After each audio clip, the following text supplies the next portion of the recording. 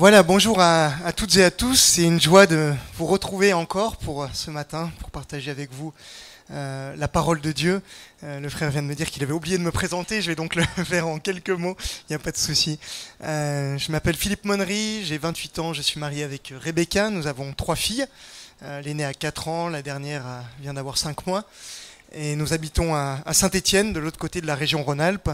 Je travaille comme évangéliste avec une œuvre qui s'appelle France Évangélisation. Et puis je suis aussi ancien dans une église locale à Saint-Étienne, voilà, passionné par l'évangélisation, la mission de Dieu, et avec l'envie de voir son royaume avancer en France et au-delà.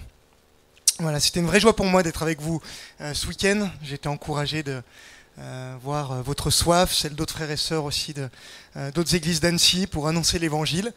Et réjoui aussi de ce que nous avons vu hier après-midi. On a eu pas mal de contacts, je crois, qui étaient encourageants, des gens qui ont reçu l'évangile, qui ont entendu parler de Dieu. Et nous prions que maintenant Dieu fasse croître cette semence, qu'il puisse faire grandir tout cela, et que nous ayons la joie de voir des gens accepter Christ, devenir des disciples, qui à leur tour feront d'autres disciples. Je ne sais pas pour vous, mais dans ces temps de vacances d'été, moi c'est souvent une période où je fais un petit peu le bilan. Le bilan de l'année qui s'est passée, on prend le temps de réfléchir, on réfléchit à la suite, on fait des projets. Et souvent, on a des projets plein la tête. Le cœur de l'homme est doué pour formuler des projets, pour son avenir, pour ses vacances, pour sa famille, pour sa carrière, pour son couple, pour ses enfants, et ainsi de suite. Et la question que je me pose souvent, c'est de dire, mais si finalement Dieu était là, quels sont les projets que lui aurait pour nous? Et ça nous pose tous la question. Si nous étions face à Dieu, qu'est-ce que lui voudrait nous dire? Ça serait quoi finalement son plan pour vivre une vie qui ait du sens, une vie qui compte pour lui? Et nous n'avons pas tous les jours l'occasion d'être face à Dieu pour qu'il nous dise cela. Mais ce matin, je voudrais regarder avec vous un texte dans l'Écriture, l'histoire d'un homme qui lui s'est retrouvé face à Dieu, qui a été confronté à sa majesté et à qui Dieu s'est révélé. Et au travers de ce texte, on verra 3 choses que Dieu lui a communiquées, et 3 choses qui, je crois, Dieu veut nous communiquer à nous aussi pour que nous puissions vivre une vie qui compte pour lui. Alors, je vous invite à ouvrir vos Bibles dans Ésaïe au chapitre 6, et nous lirons les versets 1 à 8. Et nous verrons 3 clés pour vivre une vie qui compte pour Dieu, qui l'honore.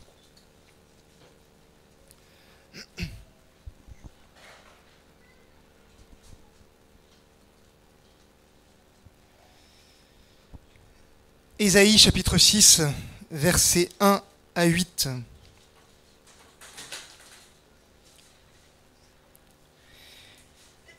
L'année de la mort du roi Osias, je vis le Seigneur assis sur un trône très élevé, et les pans de sa robe remplissaient le temple.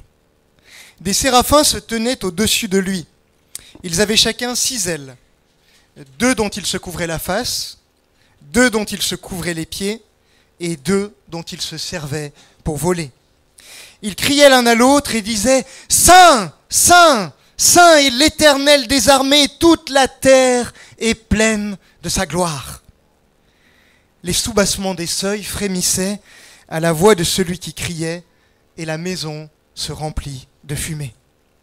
Alors je dis, malheur à moi, je suis perdu, car je suis un homme dont les lèvres sont impures. J'habite au milieu d'un peuple dont les lèvres sont impures, et mes yeux ont vu le roi, l'Éternel des armées. Mais l'un des séraphins vola vers moi, avec une braise qu'il avait prise sur l'autel avec des pincettes. Il en toucha ma bouche et dit, « Ceci a touché tes lèvres, ta faute est enlevée, et ton péché est expié. » J'entendis la voix du Seigneur disant, « Qui enverrai-je? Et qui marchera pour nous ?» Je répondis, « Me voici, envoie-moi. » Je vous invite à prier. Notre Père, merci pour ce texte de ta parole que tu as inspiré il y a des centaines d'années et qui est toujours ta parole pour nous aujourd'hui.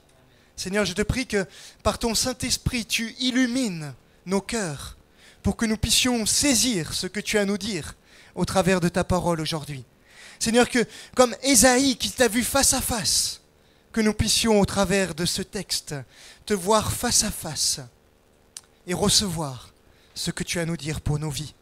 Que nous puissions vivre une vie qui peut-être sera vaine aux yeux du monde, mais une vie qui compte pour toi, parce qu'elle sera basée sur ta révélation, sur le projet que toi tu as pour nous.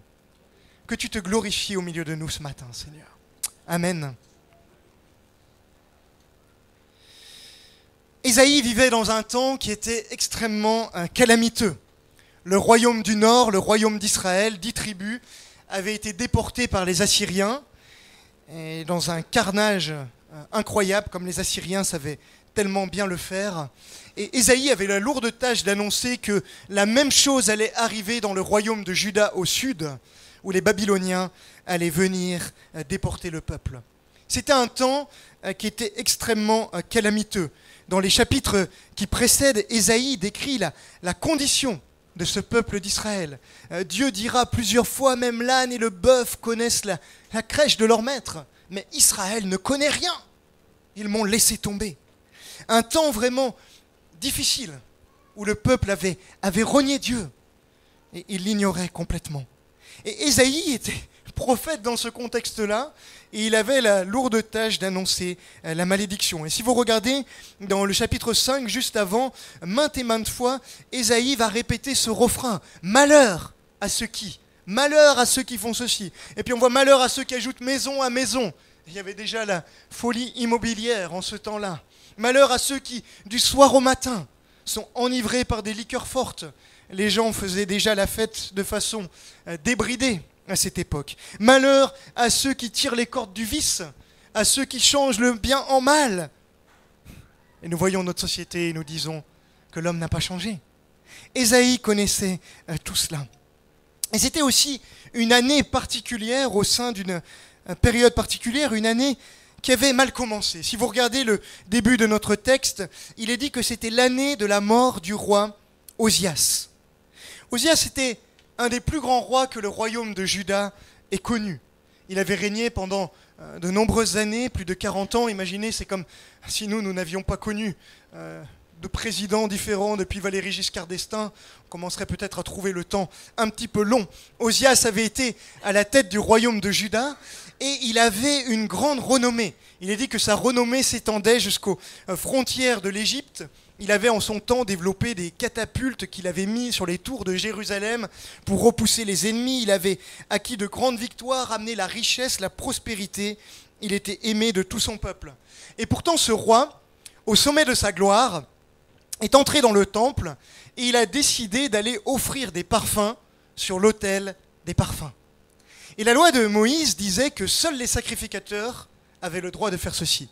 Il est dit dans 2 Chroniques 26 qu'au moment où le roi Osias s'est approché pour aller offrir le parfum sur l'autel des parfums, le sacrificateur Azariaou est rentré dans le temple, 80 sacrificateurs avec lui, et ils lui ont dit « Osias, il ne t'est pas permis de t'offrir des parfums sur l'autel des parfums, cette tâche est réservée aux sacrificateurs. » Et le roi, au lieu de s'arrêter, la Bible nous dit qu'il s'est enflammé de colère, et à ce moment-là, le jugement de Dieu est tombé sur lui. Il était frappé au visage, la lèpre a éclaté sur son front, et ce roi qui était au sommet de sa gloire a fini banni à l'écart de son peuple.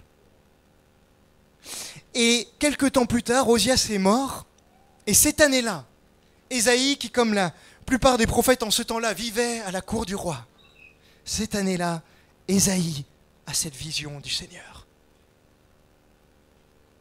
Je ne sais pas comment l'année 2015 a démarré pour toi. Peut-être que c'est une bonne année. Peut-être que c'est une mauvaise année. Moi, le 29 décembre, je me suis cassé la rotule et l'année 2015 a démarré, j'étais au fond de mon lit pour 1 mois. C'était pas une bonne année. Et puis heureusement, grâce à Dieu, je commence à voir le bout de tout ça. Il y a des fois où il y a dans nos vies des épreuves, des calamités, des circonstances difficiles où le deuil nous frappe, où nous avons des tribulations, nous avons l'impression d'être au milieu du désert. Et parfois, c'est dans ces moments les plus durs, les plus sombres, que Dieu veut nous parler. Et je prie que si tu vis une situation comme cela ce matin, que Dieu puisse te parler, t'encourager, te réconforter, comme il l'a fait pour Ésaïe en ce temps-là. Cette année-là, Ésaïe voit Dieu qui se révèle à lui. Et l'apôtre Jean dira que dans cette vision, Ésaïe a vu le Seigneur Jésus-Christ lui-même. Il a vu sa gloire et il a parlé de lui. Incroyable, n'est-ce pas? Ésaïe voit notre Seigneur qui est assis sur un trône très, très, très élevé. La première chose que Dieu veut communiquer au travers de cette vision, c'est que Dieu veut que Ésaïe réalise qui est Dieu. Dieu veut que Ésaïe réalise qui il est. Et c'est ce que Dieu veut pour nous. Première clé pour vivre une vie qui compte pour Dieu, réaliser qui est Dieu. Dieu se montre lui-même sur un trône très élevé, au-dessus de toutes choses, au-dessus des nations, au-dessus des guerres, au-dessus du royaume d'Assyrie ou du royaume de Babylone. Il est au-dessus et il est sur le trône. Et puis, Ésaïe voit les pans de sa robe qui remplissent le temple même, où le roi Osias s'est dressé contre Dieu. Ce temple est rempli de la présence de Dieu. Autour de lui, il y a les séraphins, littéralement des êtres consumés de feu, des anges. La Bible dit qu'ils sont des myriades et ils sont autour de Dieu. Et ils se couvrent la face, ils se couvrent les pieds. Une manière de dire que même les êtres parfaits se couvrent la face devant la présence de Dieu. Ils crient l'un à l'autre, « Saint, Saint, Saint ». Et en hébreu, lorsqu'on répète 3 fois la même chose, c'est ce qu'on appelle le superlatif, c'est une manière de dire le plus saint. Rien n'est plus saint que lui. Il est saint, c'est un adjectif qui veut dire pur, sacré, limpide, parfait, dans tout ce qu'il est. Il est autre, différent de toutes ces créatures, tellement différent que même les anges ne peuvent le regarder face à face. Et il crie, toute la terre est pleine de sa gloire. Et nous le voyons, il suffit de regarder la terre du plus petit des atomes de notre corps jusqu'au plus grand des volcans, les tsunamis sur l'océan, et nous voyons, mais quelle puissance, quelle majesté. La terre est remplie de la gloire de Dieu. Mais malheureusement, elle n'est pas encore remplie de la connaissance de la gloire de Dieu. Et Dieu se révèle, regarde ma gloire, réalise qui je suis. Et la maison se met à trembler. L'univers entier tremble devant la présence de ce Dieu. Qu'est-ce que tout cela veut dire? La première chose, c'est que Dieu règne sur tout de manière absolue. Il est sur un trône au-dessus de toute chose. Peut-être que tu te demandes, qui contrôle dans ce monde? Qui est-ce qui contrôle lorsque des chrétiens sont décapités sur une plage en Égypte? Qui est aux commandes lorsque l'économie s'effondre? Lorsque les guerres éclatent? Dieu est au contrôle. Il règne sur tout de manière absolue, à tel point que Jésus dira que même les cheveux de notre tête sont comptés. Il ne tombe pas de moineaux sans que notre Père le sache. Il règne, il est sur le trône. Paul dira que en lui, nous avons le mouvement, la vie et l'être. Tout existe en lui et par lui. Ça veut dire que si à cet instant, Dieu s'arrêtait de penser à toi, tu disparaîtrais. Nous tenons uniquement parce que Dieu qui règne tient toutes choses en existence. Peut-être que dans ta vie, tu te demandes qui contrôle. Peut-être que tu subis des injustices, que tu souffres du péché d'autres. Dieu est au contrôle. Et même le péché des hommes est tenu par lui comme un chien est tenu par une laisse dans la main de son maître. Il maîtrise tout, il contrôle tout de manière absolue. Ensuite, cette vision veut dire que toute la gloire est pour lui. Sa robe remplit le temple, il n'y a plus de place pour rien d'autre. Imaginez si une reine rentrait dans cette pièce, la reine d'Angleterre ou des Pays-Bas, et au fur et à mesure qu'elle rentre, la traîne de sa robe remplit la pièce. Quelle gloire! Imaginons maintenant la robe de Dieu qui remplit tout ce temple. Et ça pose la question, est-ce que Dieu remplit notre vie de la sorte?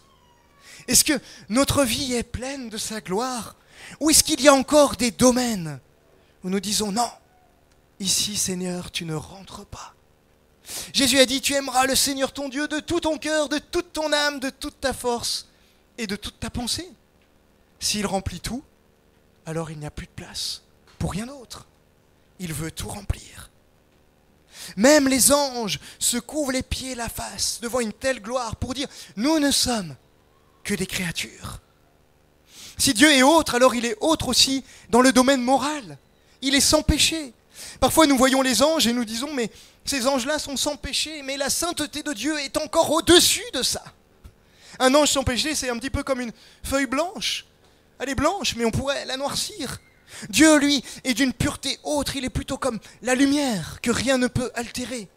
Et je ne sais pas si vous avez déjà vu ces hélicoptères que la police utilise pour les courses-poursuites la nuit, où il y a ce projecteur à l'avant, où si vous êtes en dessous, franchement, vous n'avez aucun espoir de fuir. On voit comme en plein jour. Imaginez si je mettais un projecteur comme cela dans cette pièce et que je l'allumais. Mais aussitôt, vous tourneriez. Parce que vous diriez, mais je ne peux pas regarder face à face. Imaginez maintenant regarder le soleil en plein midi. C'est impossible. Nous serions brûlés instantanément. Et la sainteté de Dieu est ainsi. La Bible dira qu'il est comme un feu dévorant. Habacuc dit que ses yeux sont trop purs pour voir le mal. Ce Dieu-là, c'est le Dieu que nous servons. C'est notre Dieu. Et Isaïe doit réaliser qui est Dieu. Et nous-mêmes, si nous voulons vivre une vie qui compte pour Dieu, nous devons réaliser qui est notre Dieu. Vous savez, parfois on dit, nous devons craindre Dieu, mais la crainte dont il s'agit, ce n'est pas de la peur, c'est plutôt une forme de respect. Mes amis, je crois que, oui, c'est en partie vrai, mais il y a encore plus que cela. Si vraiment nous voyons Dieu face à face, nous n'aurions pas juste du respect. Nous serions pétrifiés, saisis de crainte, comme l'apôtre Jean qui est tombé face contre terre, comme Moïse qui s'est effondré devant le buisson ardent, comme Ésaïe face à lui. Quel Dieu! Quel Dieu! Et face à cette sainteté, en réalisant qui est Dieu, Ésaïe a la réaction normale que tout homme pécheur devrait avoir. Il se met à crier. Verset 5. « Malheur à moi! Je suis perdu. Je suis un homme dont les lèvres sont impures. J'habite au milieu d'un peuple dont les lèvres sont impures. Et mes yeux ont vu le roi, l'Éternel des armées. » Ésaïe voit les anges qui chantent les louanges de Dieu. Et il dit, mais mes lèvres ne sont pas comme les lèvres de ces anges. Je ne suis pas digne d'être en face de lui. C'est incroyable parce que nous voyons le chapitre 5. Ésaïe qui passe son temps à dire « Malheur à ceux qui font ceci, malheur à ceux qui font cela. » Mais lorsque Ésaïe se retrouve face à la sainteté de Dieu, il ne peut plus que dire « Malheur à moi. Malheur à moi. » Et ça me pose cette question. Est-ce qu'aujourd'hui, là où j'en suis avec le Seigneur, est-ce que je suis encore capable de dire « Malheur à moi » ? Ou est-ce que je pense que j'ai atteint ce stade de vie chrétienne où je suis mieux que les autres ? Où je suis comme ce pharisien qui pouvait dire « Seigneur, merci que je ne suis pas comme le publicain là-bas. Malheur à moi, je suis un pécheur. Et si je tiens devant lui, ce n'est en aucun cas par mes propres forces. » Vous savez, parfois le danger, c'est de croire que ce genre de message n'est que pour ceux du dehors, pour ceux qui n'ont pas encore accepté Christ dans votre vie. Et si c'est le cas, si c'est votre cas, bien sûr, ce message est aussi pour vous. Si tu n'as pas encore plié le genou devant Dieu, tu es en danger. Parce qu'un jour, tu seras face à ce Dieu-là.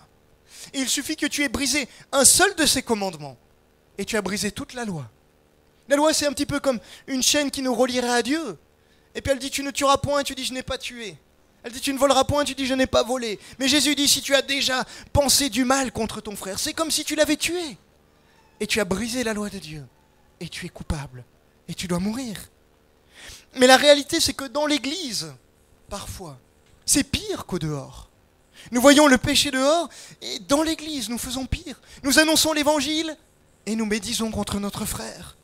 Nous passons notre temps à annoncer la paix et nous nous mordons les uns les autres, à un point que Paul dira, faites gaffe qu'à force de vous mordre les uns les autres, vous ne vous dévoriez les uns les autres. Combien de fois nous prêchons le pardon que Jésus offre et nous-mêmes, nous manquons de pardon. Est-ce que comme Ésaïe, nous sommes capables de dire, malheur à moi, je suis un pécheur. Si je regarde ma vie et que Dieu était en face de moi, ce Dieu-là, je suis un pécheur, Seigneur. Aie pitié de moi. Vous savez, parfois, en tant que chrétien dans nos vies, on a une apparence extérieure où on veut sauver les apparences, montrer que tout va bien. Et on met les problèmes sous le tapis. Et au bout d'un moment, il y a tellement de problèmes sous le tapis que c'est même plus un tapis. C'est les montagnes russes. Et on se dit, mais tu vois pas qu'il y a un problème? Est-ce que dans l'Église, nous cachons les problèmes ou est-ce que nous avons le courage de les mettre en lumière, de les porter à la souveraineté de Dieu et de dire, Seigneur, aie pitié de nous, malheur à nous. Parfois dans les églises, je passe et je rencontre des personnes âgées et quand je discute avec elles, on se rend compte que ça fait peut-être 10 ans, 15 ans, 20 ans, 25 ans, 30 ans qu'il y a des conflits non réglés avec tel frère, avec telle sœur, qui parfois est assis sur les mêmes bancs d'église depuis le même nombre d'années. Un jour, nous allons tous comparaître devant le tribunal de Christ. Réglons ces choses. Réglons ces choses ici-bas, pendant qu'il est encore temps. Croyez-moi, il vaut mieux être peut-être jugé par notre frère qu'être jugé par le Seigneur. Il est comme un feu dévorant. Et Ésaïe se retrouve face à ce Dieu. Ésaïe qui était prophète de l'Éternel. Tout ce qu'il ne peut dire, c'est que malheur à moi. Mais ce qui est incroyable, c'est que aussitôt que Ésaïe dit malheur à moi, aussitôt, il devient un candidat pour recevoir la grâce. Il n'a rien d'autre à faire. Vous savez, la différence entre le roi Osias et Ésaïe, c'est que lorsque la nuée a rempli le temple, Ésaïe a su dire malheur à moi, là où Osias a continué dans son péché. La seule chose qui différencie le juste de celui qui est contre Dieu, c'est que le juste est capable de dire malheur à moi. J'ai besoin non pas d'une justice qui soit la mienne, mais de ta justice. Et c'est là où nous pouvons la recevoir. Malheur à moi, je suis perdu. Mais, verset 6, l'un des séraphins vola vers moi, tenant à la main une braise qu'il avait prise sur l'autel avec des pincettes. Il en toucha ma bouche et dit, ceci a touché tes lèvres. Ta faute est enlevée et ton péché est expié. Vous avez vu, Ésaïe ne fait absolument rien. Il ne dit même pas, Seigneur, je te demande pardon. Seigneur, fais quelque chose pour moi. Non, il reconnaît juste son état de pécheur. Et aussitôt, Dieu vient à sa rencontre. La grâce de Dieu est disponible. L'ange va chercher cette braise qui était sur l'autel, là où coulait le sang des sacrifices. Et on se dit, mais pourquoi le sang des sacrifices? Oh, Dieu savait bien que l'homme était incapable d'obéir à sa loi. Alors il avait dit, le jour où tu pécheras, tu prendras un agneau ou un veau, tu l'amèneras au temple, tu poseras ta main sur la tête de l'animal, tu confesseras tes péchés. Et c'est comme si ton péché allait sur l'animal. Et puis on mettra l'animal à mort, il sera condamné à ta place, et toi tu recevras la grâce. Et lorsque cette braise vient toucher les lèvres d'Ésaïe, c'est le sang du sacrifice qui vient toucher ses lèvres. Et on se dit, mais est-ce qu'un agneau peut payer pour un homme? Non, bien sûr. C'est une image. Et c'est pour ça qu'il fallait répéter, répéter, répéter sans cesse les mêmes sacrifices. Mais 700 ans plus tard, au bord du lac de Galilée, Jean-Baptiste verra Jésus passer, et il le pointera du doigt et il dira, voici l'agneau de Dieu qui ôte le péché du monde, le sacrifice parfait, celui dont le sang a coulé pour nous, celui qui est mort à la croix, chargé du péché de nous tous, frappé par la colère de Dieu. Et la Bible nous dit que lorsqu'il est mort, il est ensuite entré dans le sanctuaire, non pas le temple des hommes, mais le sanctuaire de Dieu, avec son propre sang. Et puis il est venu. Et il a dit, voilà, Je viens offrir mon sang pour le péché de Serge, pour le péché de Philippe, pour ton péché, pour celui de Sébastien, pour ton péché et le tien, et le tien, et le tien. Et puis il a vidé toute la liste. Et le seul pour qui il n'avait pas besoin d'offrir son sang, c'était pour lui, parce qu'il était juste. Et parce qu'il était juste, il n'avait pas à mourir pour lui-même. Et alors Dieu l'a ressuscité, alléluia! Et c'est ce qui s'est passé. Il a payé pour tous, et il est ressuscité, il a remporté la victoire. Et ceux pour qui il a payé ressuscitent avec lui, dès aujourd'hui à une vie nouvelle, et pour l'éternité, lorsqu'il reviendra. Quelle grâce, quel privilège! Et lorsque cette braise a touché les lèvres d'Ésaïe, c'était déjà le sang de Jésus qui allait venir après. Celui dont Ésaïe prophétisera au chapitre 53. Ce sont nos souffrances qu'il a portées, c'est de nos douleurs qu'il s'est chargé. Il était transpercé à cause de nos crimes, écrasé à cause de nos fautes. Le châtiment qui nous donne la paix est tombé sur lui. Et c'est par ses meurtrissures que nous sommes guéris. Alléluia! Le Dieu saint, le Dieu glorieux était en Christ, réconciliant le monde avec lui-même, ne chargeant pas les hommes de leurs fautes. Est-ce que nous réalisons qui est Dieu? Deuxième clé, est-ce que nous sommes prêts à recevoir sa grâce? Tu veux rentrer dans le projet de Dieu pour toi? Réalise qui est Dieu et reçois sa grâce jour après jour. Dès qu'Ésaïe reconnaît son péché, il est gracié. Et regardez ce qui se passe ensuite. Aussitôt qu'il a reçu la grâce, verset 8, « J'entendis la voix du Seigneur disant, « Qui enverrai-je? Et qui marchera pour nous? » Je répondis, « Me voici, envoie-moi. » Je ne sais pas ce qu'il en est dans votre version. Moi, dans mon texte, ils ont coupé. Il y a un espace entre le verset 7 et le verset 8. Et on a mis des petites notes avec les versets parallèles. On a mis un espace comme si on voulait dire « Ah, ça va trop vite, Seigneur. » Il vient juste de reconnaître son péché. Il vient juste de recevoir la grâce. Seigneur, attends un peu avant de l'envoyer. Et non, Dieu l'envoie. Aussitôt que cette braise a touché sa bouche, j'entendis la voix du Seigneur, disant, qui enverrai-je et qui ira pour nous? Aussitôt que tu as reçu la grâce, Dieu t'appelle à rentrer dans sa mission, à rentrer dans la mission de Dieu, à être un instrument pour que son règne vienne, pour que la connaissance de la gloire de Dieu remplisse la terre, comme sa gloire l'a remplie déjà. Première clé, réaliser qui est Dieu. Deuxièmement, recevoir sa grâce. Troisièmement, rentrer dans sa mission. Le summum de la grâce, c'est que Dieu l'envoie. Vous savez, la justice, ça serait qu'Ésaïe meure. La miséricorde, c'est qu'Ésaïe ne meurt pas. La grâce, c'est que non seulement il ne meurt pas, mais Dieu l'envoie à son service. N'est-ce pas incroyable? Il devrait déjà être mort, mais Dieu l'envoie. Sitôt gracié, sitôt envoyé. Vous savez quelle est la seule chose qui qualifie Ésaïe? C'est qu'il était capable de dire « malheur à moi ». Peut-être que dans ta vie aujourd'hui, tu te dis « je ne suis pas qualifié pour la mission de Dieu ». Comme notre frère le disait ce matin, combien de fois nous disons « je ne suis pas assez parfait, je ne suis pas assez ceci, je ne prie pas assez, je n'aime pas assez mon conjoint, mes enfants ». Et mes amis, si nous attendons la perfection, nous ne ferons jamais rien pour Dieu. La seule chose qui nous qualifie, c'est d'être capable de dire « malheur à moi » et de recevoir la grâce de Dieu.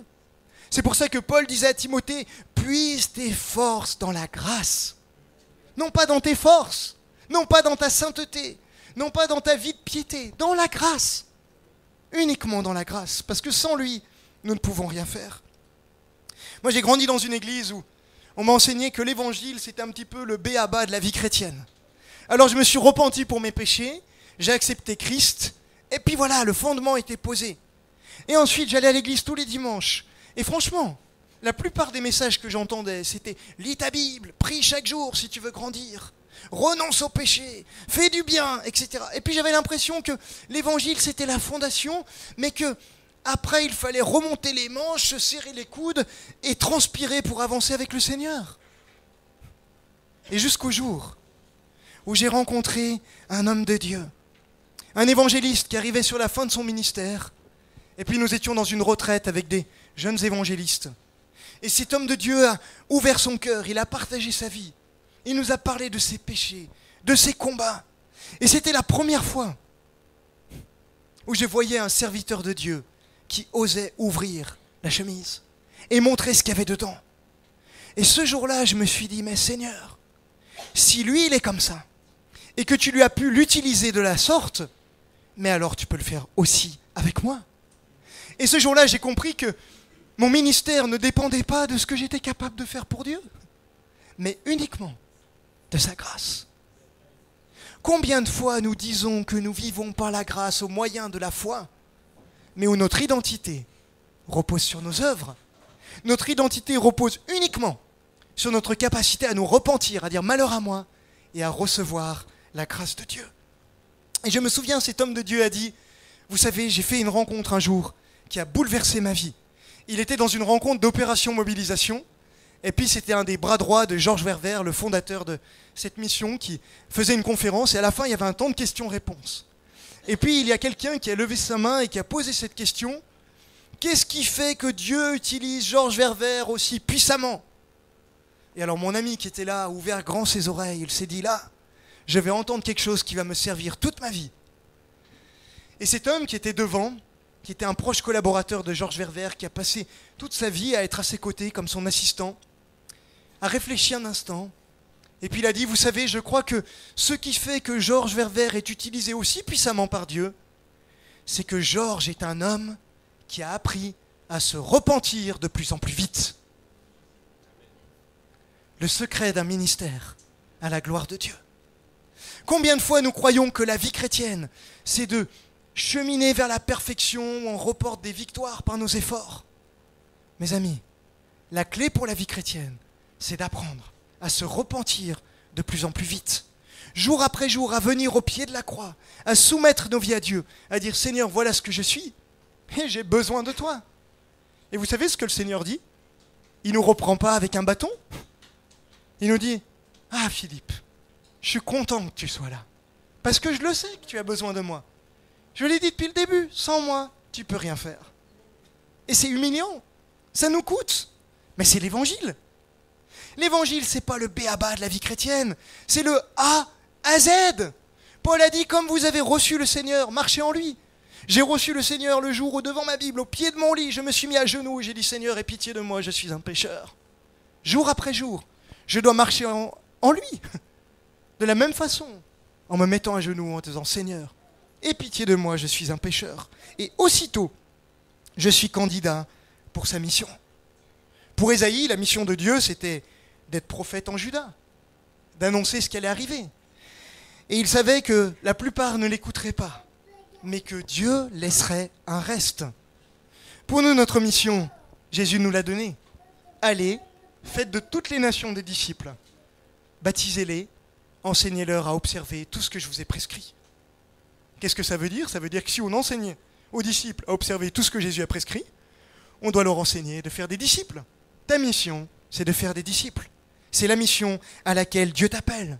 Et il te dit, qui enverrai-je ? Et qui marchera pour nous ? Et il attend que tu répondes, me voici, envoie-moi. Peut-être que tu dis, mais je ne suis pas capable. Ce qui te qualifie, ce n'est pas les méthodes. Ce n'est pas ton nombre d'années dans la vie chrétienne. La seule chose qui te qualifie, c'est d'être capable de dire malheur à moi et de recevoir la grâce. Dieu veut que tu réalises qui est Dieu. Il veut que tu reçoives sa grâce. Et il veut que tu rentres dans sa mission. Vous savez, je pense que ce qui a dû se passer pour Ésaïe ce jour-là, il a dû se dire, finalement, je devrais être mort. Mais Dieu me fait vivre. Alors si Dieu me fait vivre, je veux vivre ma vie pour lui. Je devrais être mort. S'il me fait vivre, je veux vivre ma vie pour lui. Et c'est pour ça qu'Ésaïe a vécu sa vie, pour son Dieu, jusqu'au jour où la tradition rapporte qu'il est mort, scié en deux dans un tronc d'arbre. Ésaïe était prêt à aller jusqu'à la mort, parce qu'il savait qu'il devrait être mort, mais que si Dieu le faisait vivre, il voulait vivre sa vie pour lui. L'apôtre Paul a dit aux Corinthiens, dans 2 Corinthiens au chapitre 5 au verset 15, « Christ est mort, afin que ceux qui vivent ne vivent plus pour eux-mêmes, mais pour celui qui est mort pour eux. » Christ est mort, afin que ceux qui vivent ne vivent plus pour eux-mêmes, mais pour celui qui est mort pour eux. Souvent, j'organise des camps d'évangélisation, et il y a une chose que j'aime bien faire avec les jeunes, c'est de les emmener dans les cimetières. Et alors certains me disent, mais c'est un peu bizarre quand même. Vous savez, Ecclésiaste dit qu'il faut mieux rentrer dans une maison de deuil que dans une maison de joie, parce que c'est là où on réfléchit sur le sens de la vie. Et puis on les envoie dans le cimetière, on les laisse se balader 5-10 minutes, ils prient, et puis ils reviennent. Et on leur dit alors, qu'est-ce que vous avez vu? Des tombes. Puis on leur dit, est-ce que vous réalisez, les gens à qui vous avez parlé, la Bible dit qu'ils sont morts dans leurs péchés. Ils sont comme les tombes. Et si le Saint-Esprit ne ressuscite pas les morts, aucun espoir. Ça dépend de lui. Mais il y a une deuxième chose qu'on leur dit. On leur dit, avez-vous remarqué le point commun sur chaque tombe? Alors ils réfléchissent. Et puis vous savez ce qu'il y a comme point commun sur chaque tombe? Il y a 2 dates et un trait d'union entre les deux. Notre vie ici-bas, c'est un trait d'union entre 2 dates. Vous naissez, vous passez, vous mourrez.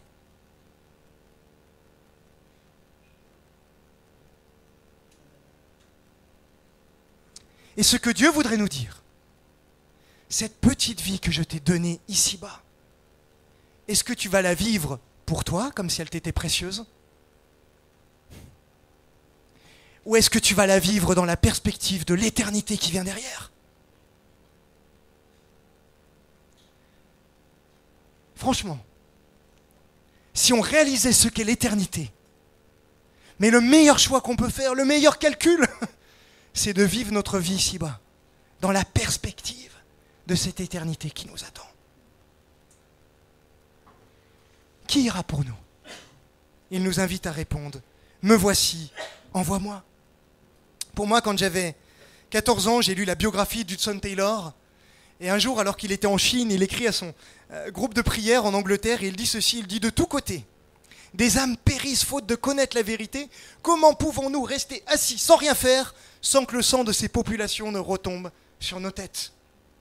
Et ce jour-là, j'étais saisi, j'ai dit « Mais Seigneur, j'ai envie de vivre pour ça. » Et je savais ce jour-là que Dieu m'appelait à être évangéliste. Et puis ça a pris des années, et puis ça a avancé, et puis Dieu a confirmé, et puis aujourd'hui je suis là. Et peut-être que parmi vous, il y en a que Dieu appelle de la sorte, à quitter, à partir, à amener l'évangile là où il n'a pas été encore avancé.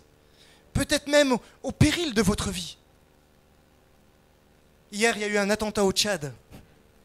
Et j'ai des amis qui sont là-bas. Et je prie pour eux. Seigneur, ils savent que la persécution arrive chez eux. Donne-leur d'être fidèles. Peut-être que parmi nous, certains sont appelés à aller là. Peut-être que d'autres sont appelés à rester simplement dans un travail, à être fidèles avec un patron qui parfois est casse-pied, à faire le travail avec intégrité jour après jour, à prier pour leurs collègues et à témoigner toutes les fois où ils en ont l'occasion, fidèlement pendant des années. Peut-être que d'autres sont appelés à donner pour ceux qui partent, à prier pour eux. Peu importe ce à quoi Dieu t'appelle. Mais quoi que tu fasses, que ta vie soit centrée sur la mission de Dieu. Tu es un entrepreneur, que Dieu te donne de faire fructifier ton entreprise pour la mission de Dieu. Tu es une petite grand-mère qui est chez toi et qui te dit « Mais moi je ne peux plus y aller. Passe du temps à prier pour la mission de Dieu. » Peu importe, mais rentre dans sa mission. Dieu t'invite à réaliser qui il est, à recevoir sa grâce, à rentrer dans sa mission. Alors que nous sommes en période de vacances d'été, souvent des périodes où on fait des choix, des décisions, on prend le temps de se reposer. Je vous invite dans les jours qui viennent à vous examiner et à dire, est-ce que je suis conscient de qui est Dieu? Est-ce que je suis toujours confondu par sa majesté? Est-ce que je suis prêt à recevoir sa grâce? Est-ce que je suis prêt à rentrer dans sa mission? Et peut-être que ce matin, tu te dis, je ne suis pas prêt. La grâce est disponible.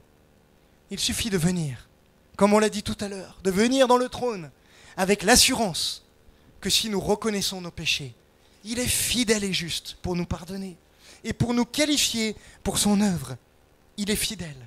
C'est lui qui le fera. Amen.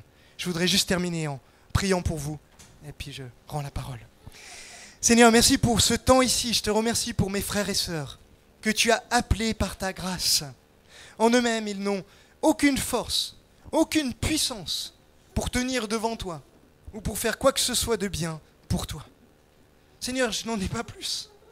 Et c'est très bien comme cela, parce que nous pouvons vivre de ta force, de ta grâce. Seigneur, que tu nous apprennes à puiser jour après jour nos forces dans l'Évangile, à puiser nos forces dans la grâce, et que, comme l'a dit notre frère, ainsi nous puissions avoir la puissance du Saint-Esprit qui descende sur nous, qui nous remplisse, parce que ta présence va remplir le temple que nous sommes, parce que tu auras toute la place, parce que nous allons vivre dans la lumière, confesser jour après jour tout ce qui te fera obstacle. Seigneur, que nous puissions réaliser qui tu es, et face à ta sainteté,